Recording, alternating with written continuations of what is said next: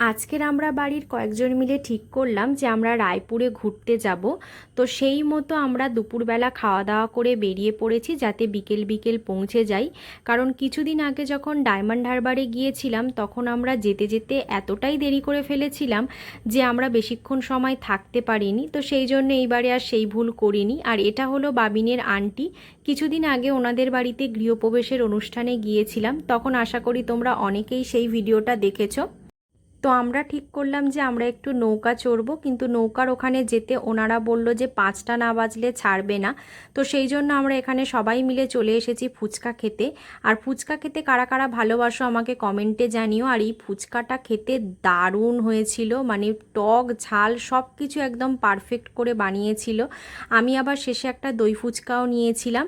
আর নৌকা ছাড়তে একটু দেরি হচ্ছিল বলে এদিকে বাবিন আর ওর আন্টির মেয়ে দুজনে মিলে একটু গাড়ি চড়ে নিল। তারপর দেখো ফাইনালি কিন্তু আমরা নৌকাতে উঠে পড়েছি। আর নৌকাটা ছাড়তে একটু দেরি করছিল কারণ ওনারা বলল যে পুরো ভর্তি না হলে ছাড়বে না। আর সূর্যের আলোটা যখন নদীর বুকে পড়ছিল, নদীর জলটা একেবারে চিকচিক করে উঠছিল, সেটা দেখতে ভীষণ সুন্দর লাগছিল। নদীর বুকে এরকম শান্ত পরিবেশ কার না ভালো লাগে, তাই না বলো? ছুটির দিনে কিন্তু তোমরা তোমাদের ফ্যামিলি বা বন্ধু বান্ধবদের নিয়ে এখানে আসতেই পারো, খুব ভালো লাগবে।